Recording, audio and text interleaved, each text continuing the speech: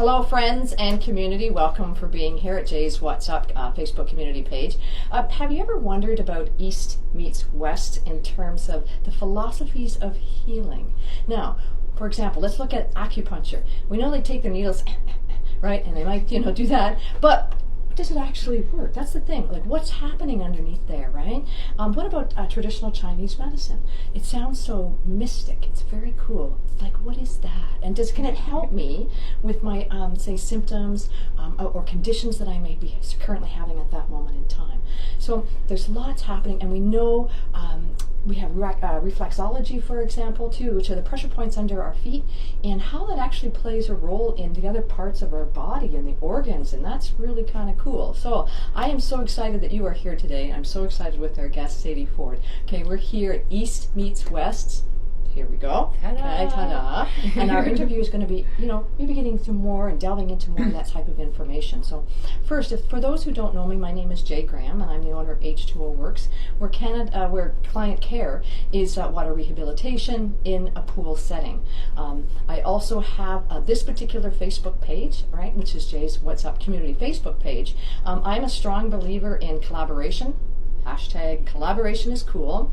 And so what I decided was, I thought, you know what, if I can help influence other individuals in our community, and with their brand, their reach, getting out on social media, I think that's an excellent idea, and I think we should be doing more of it. So today's guest, as I mentioned, is Sadie Ford. Okay, she's the owner of East meets West, and you have your doctorate in traditional Chinese medicine, which is pretty exciting. For anybody out there, you know what, give some love. Okay, give some love, thumbs up, okay, here. Yeah, some likes for Sadie, okay. So what I wanted to do, I just want to give maybe a little more background in terms of Sadie, because I think it's important that we all know who Sadie is, right? And I've been fortunate enough, because I've actually attended some of her classes at the University of Guelph, which says, you know what, she's an alumni. I'm an alumni. Imagine, how cool is that? You, I think, graduated in 2005. Correct, right? I did a little earlier than that, but we won't go down there. But you did get your degree, I think, and help me out here in terms of the time frames. You have your reflexology degree, it was 2009. Yep, correct. And then after that, she's got accolades like so long. I'm just going to read it, okay? And then you know what? You completed your traditional Chinese medicine practitioner, right? Herbal therapy is the main component. Is that what that was in 2014? In 2015, you got your doctorate. Cool. Okay, so she knows what she's talking about. And she went to China to study. I think that is awesome. Had to do it. I don't blame you. Had to go to the source. That's excellent, right? And you're now just been living in Guelph for the 2 years, I guess now, the past 2 years or so? 2.5, yeah. Back in the old stomping ground. And we're happy because I get her at the university. See, it's all me. No, I'm kidding. Okay. And I'm sure, Sadie, people would like to know probably a little bit more about yourself. Like, did you have an experience? Like, what drew you into this particular field? Yeah, actually, that's a really good question. So a little bit of my undergrad was in biomedical science, and I had thought I was going to actually do my doctorate of naturopathic medicine, so to be an ND. And I, of course, had some time in my 20s to get lost a little and find my way back. And I actually had a repetitive stress injury in my forearm from short order cooking. I think it was from the deep fry baskets. And had an experience, that repetitive movement. A lot of deep fry. Yeah. Yeah, right. And I was sort of waking up in the middle of the night already in tears before I was even conscious, and sort of a sharp stabbing all through my forearm, and had one acupuncture treatment. Did not change, and not to say this is a good idea, but did not change my behavior at all, and never had the problem return. So it was a very personal experience of just some pretty great healing from not a lot of investment, and then when I finished my undergrad and paid off some of the debt, and then I decided to figure out what my next step was. I had made an appointment with a midwife, a naturopath, an RMT, and a Chinese medicine practitioner, and actually just sat, much like you and I are doing here, and I had a little conversation with them to find out what their day-to-day was like, how they engage their clients and their practice. And I also never ever ever want to stop learning. And Chinese medicine with 5,000 years of history, there's always a book to read, always a study to look at, always a technique to master. So. Now, did you have a specific, something very holistic of, I want this? Or was just because I was, you already know about the body because you've got an honors in Bachelor of Sciences, yes? Yeah. So was it just, you felt it was an add-on to it, or? This is more of a personal... Okay. You don't have to. Yeah, no, it's great. Okay. It's great to share. I believe transparency is really important to care provision, actually. So if you ever have a question about me or for me, ask. I'll do my best to answer. But a lot of Western approaches didn't really fit. So I get a lot of statements like, well, you couldn't be doing everything you're reporting, or you wouldn't be having the results you're having. Kept having Western science, medical or non-medical practitioners indicate to me that my system just functions a little bit differently, so there's no answer for me. So a lot of sort of personal health patterns that were maybe just not quite at a disease point, which we can treat disease in Western medicine, but if it's anything under that disease line, there's not a lot of tools. I like to employ myself to make change in my life. So, it sort of came from that avenue, from hitting brick walls or dead ends. You're not the only one who experiences that, and I hear it all the time, right, in many different facets, right? And I'm not trying to put down modern medicine at all. Surgery is important. I was going to say, if I need a surgery, I know I want a surgeon, right? So I get that, but I've also hear on many realms that sometimes they're just not enough. And as you say, you know what, until you get diagnosed with a conditioned disease, you already hit 70% already there. Right. And you don't want to go there, right? You want to, how can I stop it right? And sometimes that's where I think the East has definitely come in to help us, and I think people are becoming more and more open to it and accepting it. And it's really cool to look into, especially under certain conditions or what you may be struggling with. So let's look at, for example, the traditional Chinese medicine, and I believe there's 4 major modalities, right? In terms of each one might have a little bit different underneath there, but let's main 4 modalities. So acupuncture, definitely pokey. Okay, talk to me more about that. A big part of my day-to-day practice. And not necessarily, once we get familiar with how it feels in the body and what it is, definitely encourage my clients. I often will give them points to press on their own bodies to help the treatment last longer, so that they don't have to come in. They have some tools to help themselves without seeing me in the clinic. But basically, essentially, what we're learning now in Western science is we needle into a space called the Choli in Chinese medicine, and I believe now we're learning it's fascia.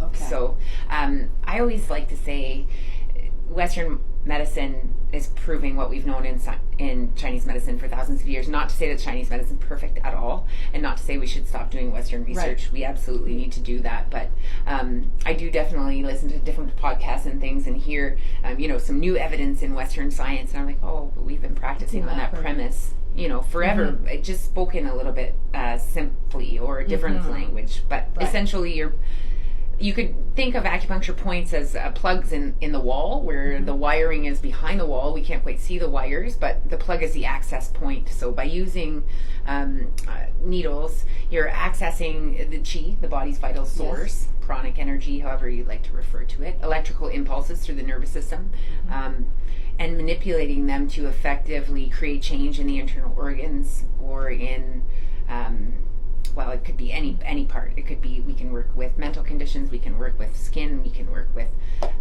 your genital dysfunction. Musculoskeletal pain is what we're known the best for, but do be aware that that's definitely not the limitation. So whether it be fertility or acne or Alzheimer's, there is all conditions Chinese medicine can help with. I wouldn't say we can heal everything by any means, but it helps. We can absolutely. That's a great start. So, right? For example, if you have arthritis, you may always have that label, but I have 3 or 4 clients that don't have any pain, even though they have arthritis, because they've done their work. They're choosing that certain foods are not for them because that inflames their system, and they've decided I'd rather not have those and not have pain instead of being a victim of what is arthritis. Yeah, Okay. they've taken it and used it. Used it. Sorry, I got off topic. That's okay, because we're coming around to it. It's good. We're coming in. It's going to segue around, folks. Don't you worry. Now, Chinese herbal medicine, or therapy, I guess I should say, is another. That would be like the second modality under it. So can you explain more about what that would be? That sounds kind of neat. And this one I'm super passionate about, so I'll try to keep it concise. One of the reasons why I didn't go through to do my naturopathic doctorate, and I appreciate there's a big variety in the way NDs practice. They do wonderful work with people, so don't by any means take this as a negative. But I often will get the story of people on. I literally have people sometimes come in with a whole list of supplements that they've been taking for years, each at $50-$60 a bottle. That is a huge amount of substance, and I do believe on a short term sometimes we need to interrogate the system with substance, if you will, really flood it. But often I'll ask them, how long have you been on this? Do you feel any different? And they say, well, what am I supposed to feel?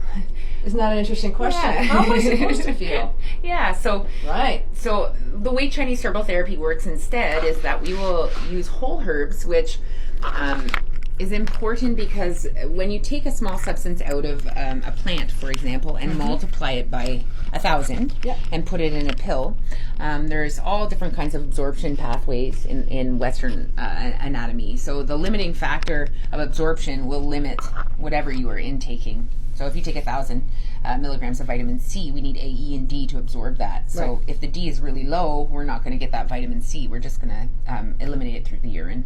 So the whole herbs are important because they're whole in nature. We've evolutionized with these plants, so we can assimilate them in their natural forms.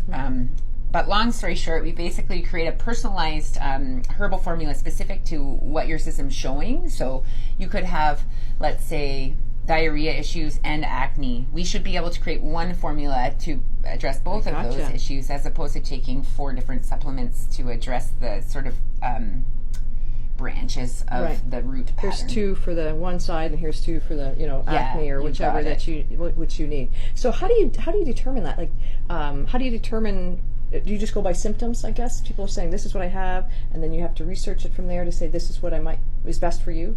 Yeah, so that's actually a really good question. Symptoms are really important. So when you go, at least with myself, first session is quite lengthy.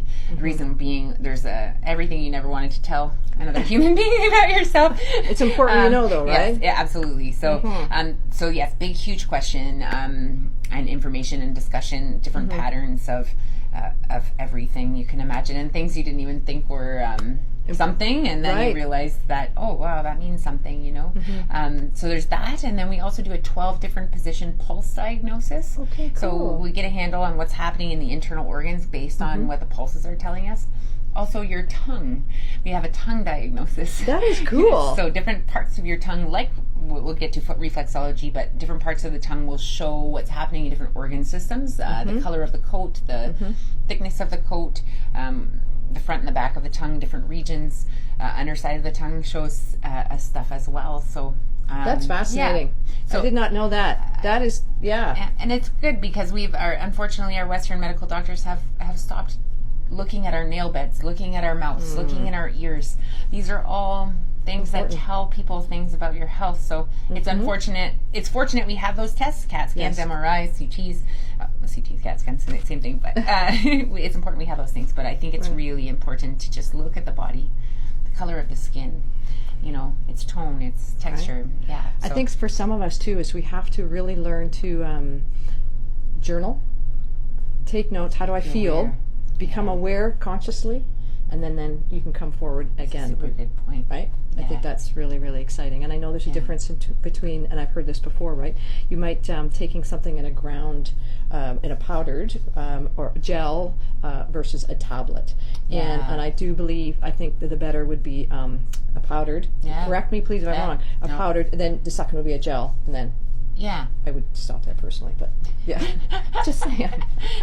And basically, the premise of that is, at least how we see it in Chinese medicine. In North America, we live in a very neck-up society. We live here, a lot of us, in Chinese medicine, digestion and rumination really strongly linked.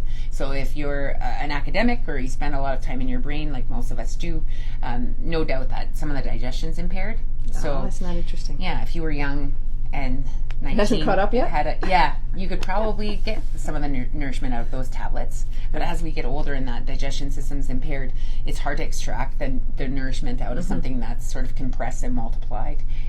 Supplements are getting better. We're seeing a lot more in veggie capsules. And, exactly. so it is done. So that's better, good. But I would agree with you on that one for sure. So just be aware. Again, just creating awareness, okay? So so again, moving forward, right, we have the third modality, right, which is, I believe, it's Twina.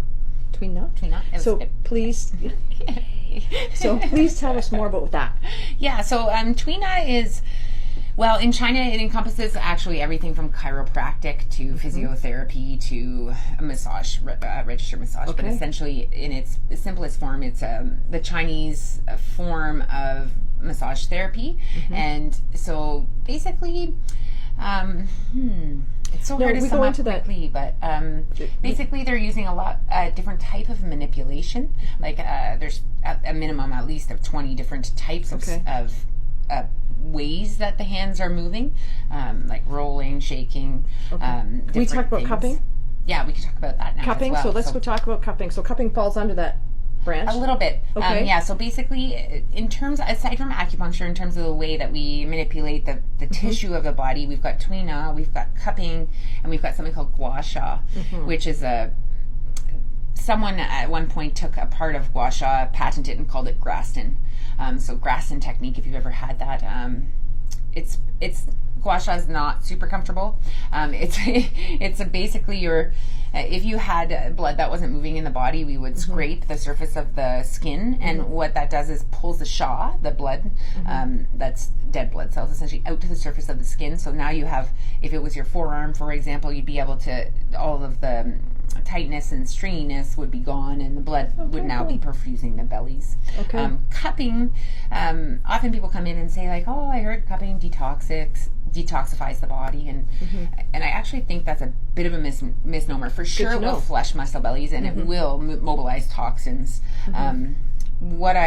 We use cupping, I think, for two main principles. One is if you're just coming down with a common cold or a flu, we actually can attach the cup to a wind gate, an access point in the body, and get rid of that common cold or flu before it actually gets fully into the system.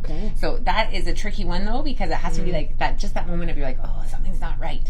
Almost like the night before you wake up with it, right? So that one's sometimes kind of like, well, if we already had an appointment and I felt that invasion in your pulse, then we could do that cup and then you wouldn't get sick. So that's a cool one. But most of the time what it is as we work out, and you would know this as well, we're micro tearing and scarring muscles, and that's how we get big muscles. So when you've done that for a lot of years, for a long time, and it's not necessarily just working out, it could be chronic postural stuff. There is dead blood tissue in the fibers stuck all in there. So sometimes you touch your top shoulder muscle and it's just rock hard. It shouldn't be rock hard. It's a whole bunch of small fibers that should be moving independently of one another. So with cupping, it will pull the dead tissues out of the muscle belly up to the surface of the skin, and the skin just sloughs that off with time. So when you get it broken down in a massage, you poo and pee those, like the cells come out that way. It's a little bit more taxing on the system. With cupping, it just comes to the surface. But really cool if it's okay. We've just learned recently, there's been studies that have shown us that cupping actually upregulates the T cell production in the anti-inflammation pathways for up to 72 hours. That's fascinating. So we're starting to see PCOS and IBS and more internal conditions be treated with cupping. So that's really exciting. That's because unfortunately we do hear, I know a lot of clients, and I hear people, because IBS and Crohn's or anything of that nature. I don't know if Crohn's falls under that same. It does. Okay. So would you put the cup right on their stomach or intestinal area? Yeah, not necessarily. So that's an interesting, that's the cool part. And I actually like so cupping is contraindicated for certain things, different skin conditions. Some people can't have it. Pregnancy, we wouldn't cup in the sacral area, certain things. But with internal, I usually just focus on the big bellies in the back, because there's so much tissue there. We get the best pull, and most of us have tightness just because of our roundedness. So it's a beautiful feeling as well. It's one of it. I would say, Jay, it's my favorite. I'd rather have cupping than anything else. Yeah. I haven't had cupping, so maybe I should try cupping. That's what you're telling me. It's lovely. Okay. It looks archaic. Don't be afraid. They're not bruises. So that's a misnomer as well. Thank you. I was going to say, to me it looks like a bruise. Totally. You see them, right? Get the circular, but it's not. It's not. Yeah, so it won't be tender like a bruise. There can be some sensitivity in the first 24 if it's a first time of cupping. Right. But yeah, they don't feel like a bruise. It's not a tissue. We're not damaging the tissue. So it's tissue that is already damaged that's coming out. So that's important. Yeah. So thank you. Right. And I know when again we're looking at the last one, right, is more on the nutritional component or sides of things. So we talked obviously a bit when we're going into the herbal component. Yeah. So if you want to expand on that, is anything more? Yeah, absolutely. And sometimes people come here for musculoskeletal things, and they don't understand why we have to go through this process. But sometimes when pain becomes chronic, there's a reason why it's not healing. So food is medicine, daily medicine. So food is really, really important, and I know that's your belief structure as well. But essentially, what we do with food therapy in Chinese medicine is by finding out your differentiated pattern. So like every disease has, I would say, probably roughly 4 to 8 patterns behind it in our medicine. So we find out your pattern, and then we treat the pattern. So every person that comes to see me gets their nutritional information of like, these are the foods that we should try to avoid given what's happening in the inside of your body, and these are the foods we should try to add in to help remedy that. So it's very personalized. So like I know we all are privy to things that come across like, whatever it might be this week, coconut oil is the best for everything. Coconut oil's got a very cooling property. So for people that don't have enough warmth in their digestion system, coconut oil is not going to be the best choice for them. They would do better with like a sesame seed oil that's quite warming for the system. So it's very, there's no diet that's going to work for all of the people. And we need to find out sort of with our system what most benefits us. And it's not to say we're going to be perfect. It's not to say we're not going to have a cookie. I say eat your cookie. I love cookies, homemade. And enjoy it, right? Absolutely. Yeah. Homemade chocolate chip. Thank you very much. So it's much more about moderation and learning about moderation and how to engage and how to come to a balance point so the body can tell you what it needs to eat that day. Right. Because when we are functioning quite well, we don't crave the things that are I agree. addictive or the things that are going to draw us further out. When we are balanced, we are going to crave what the body actually needs. So that's kind of neat. It is neat, and I've had that, and I've always, for years thought, if I'm eating properly and if I have good nutrition, I shouldn't be craving. Total, you're 100% right. Right? Because I'm in a balanced state. As you said, we love treats, and that's okay because they're treats. Yep. Right? That's a key word, though. Right? Treats. It's a treat. Yeah. So anyway, right? I think that's fantastic. That's a beautiful thing. Right? So let's talk a little more about reflexology, because I saw on your site it was the coolest. Seriously, eatmeestwest.ca, I believe it is. Yep. eastmeestwest.ca. I was going .com.ca, but sorry, we'll get there. Don't worry, it'll all be posted. Anyway, and it had a colored diagram of the foot, because it shows the pressure points on the foot and how each area of the foot then relates to a specific organ or parts of the body or whichever.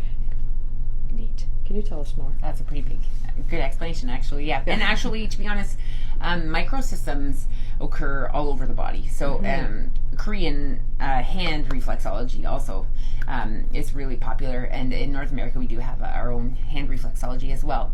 And that's actually, I'll start there because that's actually the really fascinating part about reflexology to me. Egyptians, there's incidents in their culture. There's something called zone therapy in European culture, I believe around the 1800s.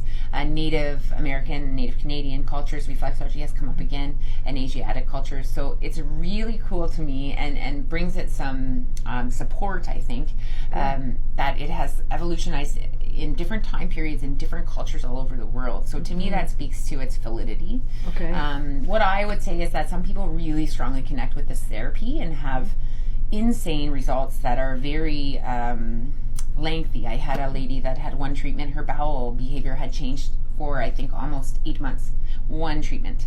That's cool. And so I can't say that's going to be everyone's typical resultant, right? Everyone's body's different, but if you connect with feet and you connect with the treatment, I think it can be more powerful for you than what it seems to be on paper. Right. Yeah.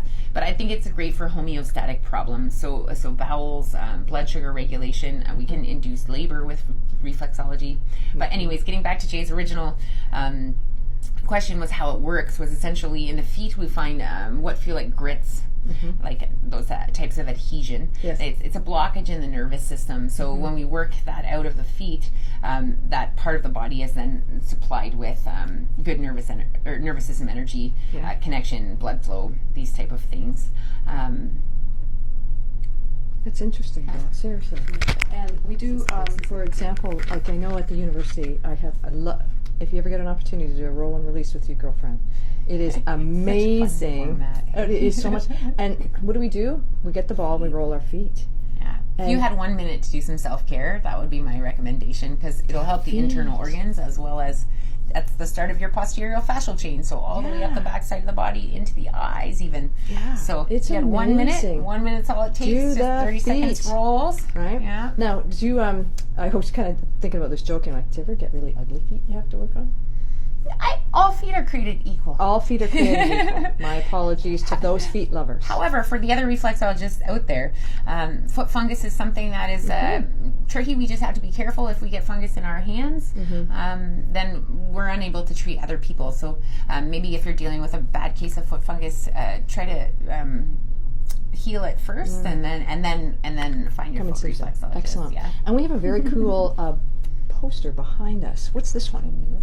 So that's all the superficial meridians. Okay. So there's 14 different meridian lines or energetic flows that happen through the body, and there's 8 internal ones that connect these 14 superficial. Right.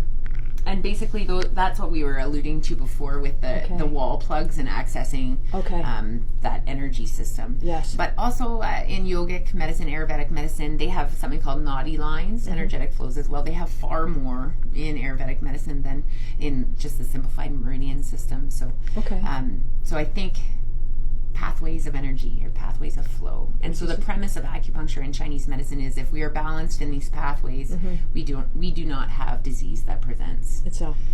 So, and that's why it's so wonderful to be preventative in nature, because by correcting an imbalance we see, it won't then further progress to actual Western disease. Yes, and we're getting to that. Disease or a diagnosable disease. Yeah, and that's important. And I think that really kind of also brings us down to, because you do offer movement therapy.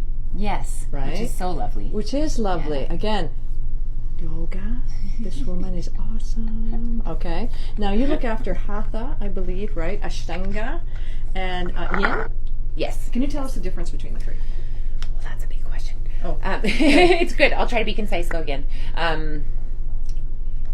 Okay, so I'll start with Yin, just because it seems to be a buzz lately and a newer awareness surrounding Yin. And I do think there's actually, even within the instructor community, some understanding of what Yin is. So do tell. Yeah, so actually, maybe I'll compare and contrast. So Ashtanga is, to oversimplify, it's the original power yoga, essentially. It's a very and there's Ashtanga yoga, which has set sequences that you need to practice for years to work your way through, and then I teach more of an Ashtanga based sequence. So it's just basically the format in which the sun salutations are put together and the order in which the postures are presented in the practice. So like, for example, in Hatha practices, twists are to come at the end of practice. In Ashtanga based practices, inversions end the practice. So different philosophies, if you will, on how the energy should settle and how it should be treated. If you go look at Ananda Yoga, Shavasana happens multiple times during that hour. A posture is done, it's felt in the body, and then Shavasana is taking place. Another posture is done, it's felt in the body. So anyways, Hatha is a bit more of a piecier practice. Although it can be presented as a flow as well, it can just be postures that are intelligently put together to manipulate the energy of the body. Ashtanga-based sequences tend to have a bit more of a structure and a format, very yang, so active energy rising will bring heat into the body, whereas Yin is a very slow practice, much more of a a practice of meditation in the mind. You're holding postures for 3 to 5 minutes. So yeah, it's a quite slow practice, but what I had learned from my physical practice of yin was if I did 2 yin practices a week, I almost could do anything with my body, including teaching way too many classes, like 15, 16 classes, including weightlifting and boot camp. My body felt great. So I really suspect that we'll find through research that yin really affects the fascia of the body as opposed to the musculature. But I think in our culture, we lack a lot of healthy fluids in the body, synovial fluid, mucous membrane fluid, blood, specifically more for females and athletes. The only way to replace those fluids, aside from food, which we touched on already, is alert stillness. So Shavasana is for a purpose. It's one of the most important parts about practice, especially in our culture. And yin, if you are a boot camper and a runner, yin is your practice. If you are someone that tends to be more of a slower movement, try to pick an Ashtanga or a more powerful yoga. We tend to pick the yoga that fits our mantra already. So runners pick power yoga. I was going to say, I'm tight. Like, I know I'm tight. I have tight muscles, and sometimes I'm like, okay, what do I do? But at times I find that quieting my mind is challenging. Hey, I'm being honest. It is. It is for all of us, right? Yeah. So when I go to yoga, I go to Ashtanga, and I'm like, okay, should I be doing this one? Because I really need to be lengthening, and I really need to be relaxing. Not to say you're not. No, because you are. But right? Yeah. And so I always think, so what would you say for myself? Would the yin? It would be. Yeah. Okay. And it will be the hardest practice for Jay, but if she can get into it and be there and be present, the best of her ability, because the mind will chatter, absolutely. That would benefit the physiological body the best. Someone that's attracted to movement is going to be helped by stillness. Someone that tends to sit in stillness is going to be benefited by movement. So that's very cool. Yeah. That's exciting. I love learning this kind of stuff. Right? Just a different perspective. Yeah. Right. I also noticed too on your website that you have a retreat. 2020 coming up, right? It's in February. Just put that up there. So, I got lucky. Can you give us information for individuals who may be interested going, okay, it's cold in Canada in February. Maybe I want to go on a retreat, a yoga retreat. Is it a yoga retreat? Yeah, it is a yoga retreat. But what I would say is it's in an area, it's Cockles, Limon, Costa Rica, an area where there's lots of fun things to do. So Jaguar Sanctuary with sloths, 2 national parks, stand-up paddleboarding. I hope they're not together, the Jaguars and the sloths. So that could be sorry. Sorry. Go ahead. And hopefully there's fencing up and things. So it's a little small Airbnb that has its own patio deck and pool, but we're also just a couple 100 meters away from the ocean. So I really wanted to make it accessible to people and to couples. So if you wanted to bring your partner and your partner's not interested in doing yoga, that's okay. They can come along for the holiday and take part in the day trips. And choose which yoga practices. But morning we'll have a strong focus practice followed by meditation. My husband, lucky me, is a chef. He'll be joining to provide the food. So we'll do breakfast. And then I think I'm actually just going to gather the group of folks that are interested in coming and let them choose which day trips they want to partake in. So I pretty much am entertained by most things. So I'll sort of do a survey monkey and let everyone that's involved in coming pick what they want to do, and then have a couple afternoons where we have free time as well. And then nighttime practice will look a little bit more a yin, a mantra, meditation. And again, everything's optional. So if you have a sister, a brother, cousin not sure about yoga, maybe wants to do one practice in the week but still wants to come for the vacation, totally welcome to do that. Exciting. So would they be contacting you on your site? Yeah, just head on the website. There's a little link to click, and probably in about another month I'll do the first big email just informing people of location and dates, and just trying to get an idea of who's interested, and then we can go from there. Do you have a maximum number? I probably will be capping at no more than 20. It might even be less than that. I just would really like to be able to have personal time if people need it, and to get my hands on people if they would like to be adjusted. So again, that will kind of depend on who's taking part in the yoga versus not. So if I have 10 couples and none of the partners are going to take part, that's only 10 people. So it might grow a little bit depending on what their interests are, who wants to join, right? Yeah. Sounds good. Who wants to yoga? Winter is cold here in Canada. I'm just saying, lots of snow. So something to think about. And that's reading week, so only 4 days off work instead of 5. So hey, like family day. Good planning. Yeah. Right? Reading week doesn't mean anything to anyone but us. I was going to say reading weeks might be, the people in with their kids still in public school, and university, that would be a reading week. So just in case you wondered what that was all about. That's cute. So listen, folks, I'm hoping that you found this of interest. So you know what? Please share, tag, comment below, send it to somebody else. As I said, you might find this of interest. You know what? Because sharing is caring, and you want to make sure information is put out about what is going on in our community. I think it is important. Remember, hashtag, right? Collaboration is cool, and hashtag East meets West.